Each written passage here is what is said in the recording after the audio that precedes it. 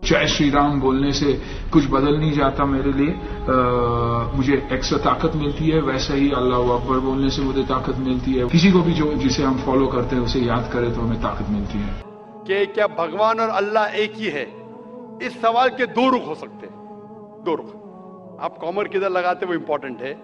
अल्लाह और भगवान एक है? हाँ एक है, एक ही है, दो तो नहीं है। अगर कहेंगे कि अल्लाह और भगवान यकसा है तो सवाल दूसरा रुख ले लेता है।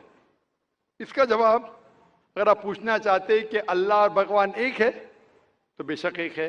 अगर आप पूछना चाहते हैं जो अल्लाह और भगवान, जो हिंदू लोग जो भगवान में मानते हैं और मुसलमान जो अल्लाह में मानते हैं वो एक है, तो मेरा जवाब इसमें यह कि अगर आप सही तरीके से हिंदू धर्म की किताबों का मुताला करेंगे और सही तरीके से इस्लाम धर्म की किताब का मुताला करेंगे तो दोनों यकसा है, वही है।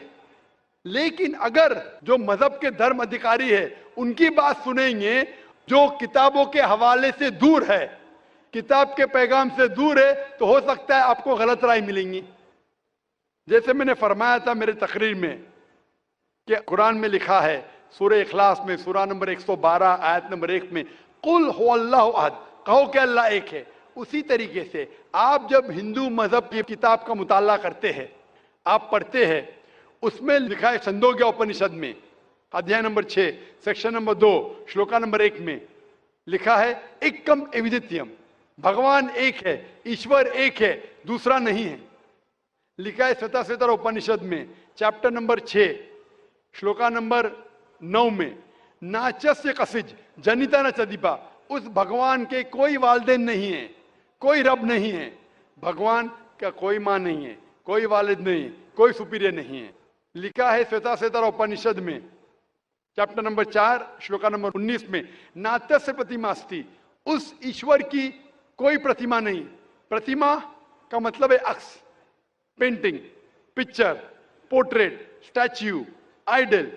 उस भगवान की कोई प्रतिमा नहीं, कोई पिक्चर नहीं, कोई पेंटिंग नहीं, कोई अक्स नहीं, कोई फोटोग्राफ नहीं, कोई आइडल नहीं, कोई स्टैच्यू नहीं। यह दोहराया गया है यजुर्वेद में चैप्टर नंबर 32 श्लोका नंबर 3 में, न तस्य प्रतिमा अस्ति, उस ईश्वर का कोई अक्स नहीं, कोई प्रतिमा नहीं, कोई पिक्चर नहीं, कोई पेंटिंग नहीं, कोई फोटोग्राफ नहीं। तो जब आप मुताला करेंगे हिंदू मजहबी किताब का और कुरान का, हिंदू मजहबी किताब का ब्रह्म सूत्र में कहा गया है एकम ब्राह्म द्योत्या नास्ते नीना नास्ते किंचन, भगवान एक ही है, दूसरा नहीं है, नहीं है, नहीं है, जरा भी नहीं है। There is only one God, not a second one, not at all, not at all, not in the least bit.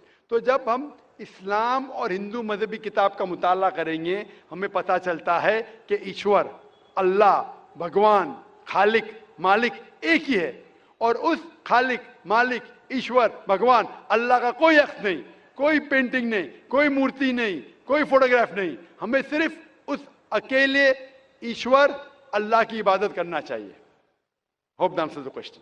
भाई और प्रेक्षक है उनसे रिप्रेजेंट करता है।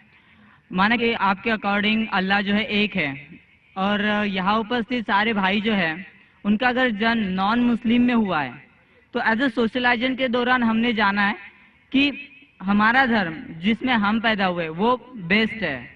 तो अल्लाह ने फिर ऐसा हमारे साथ नाइंसाफी या फिर ऐसा उन लोगों के साथ नाइंसाफी क्यों की कि अदर धर्म में उनका जन्म हुआ है? वैसे आपका नाम क्या है?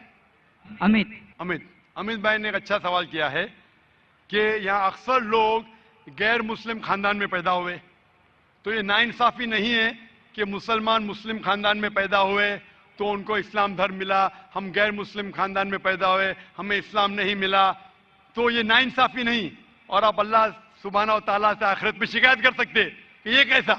इसीलिए अल्लाह सुब्हाना व तआला ने कहा है हर मुसलमान का फर्ज है कि वो गैरों तक अपना दीन फैलाए, हर मुसलमान का फर्ज है। इसलिए अल्लाह ताला फरमाते सूरह इमरान में सूरह नंबर 3 आयत नंबर 110 में, कुंतुम खैरा उम्मतिन उखरिजत लिन्नास ता'मुरूना बिल मारूफ व तनहौना अनिल मुनकर, कि आप इंसानों में सबसे बेहतरीन उम्मा है क्योंकि आप लोगों को हक की तरफ बुलाते हैं और बुराई से रोकते हैं। हर मुसलमान का फर्ज है कि लोगों को हक की तरफ बुलाए, दीन की तरफ बुलाए। लेकिन मुसलमान दावत करे या ना करे, अल्लाह ताला फरमाते सूरह फुसिलत में सूरा नंबर 41 आयत नंबर 53 में 53 में अल्लाह ताला फरमाते कि सनूरीहिम आयातिना फिल आफाकी व फी अनफुसिहिम हत्ता यतबय्यन अन्नहु हक। अल्लाह ताला लोगों को अपनी निशानियां दिखाएगा होराइजन्स में, ताकि हर दिल में, हर इंसान के दिल में यह साबित हो कि अल्लाह एक है। तो अल्लाह खुद फरमाते कुरान मजीद में कि हर इंसान के दिल में वो ये साबित कर देगा उसकी जिंदगी में कि खुदा एक है।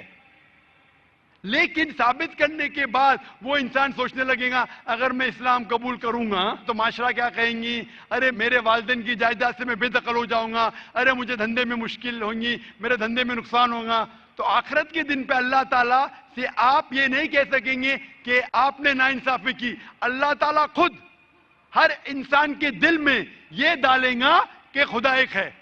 और आपके लिए तो ये भी बहाना नहीं है, आप इस मजमे में आ चुके हैं, मेरी जबान से सुन चुके हैं कि अल्लाह एक है, अल्लाह के अलावा कोई माबूद नहीं है। आपको आखिरत के दिन पे जरा भी शिकायत नहीं होना चाहिए अल्लाह से। अल्लाह ताला आपसे पूछेगा कि आप जब जाकिर भाई के लेक्चर के लिए गए, जाकिर ने साफ साबित कर दिया कि खुदा एक है, ना ही कुरान से, वेद से साबित किया, उपनिषद से साबित किया, बाइबल से साबित किया, फिर आपने क्यों नहीं एक अल्लाह में माने? तो आप क्या जवाब देंगे?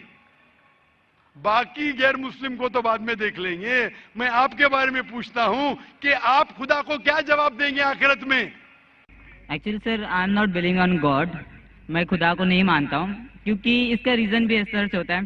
आए दौरान पूरे विश्व में हम ऐसे हादसे देखते हैं, अगर भगवान है तो बम अटैक या फिर बाढ़, ये सारे जैसे हादसे होते हैं, वहाँ बेगुनाह लोग, छोटे छोटे बच्चे तक की जान चली जाती है। अगर अल्लाह वाकई है तो फिर जो बेगुनाह होते हैं वो लोग क्यों मरते, जो छोटे बच्चे होते हैं उनका मृत्यु क्यों हो जाता है? भाई साहब का सवाल है कि वो खुदा में नहीं मानते, क्योंकि अगर खुदा है तो बेगुनाह की मौत क्यों होती, बच्चे लोग क्यों मारे जाते?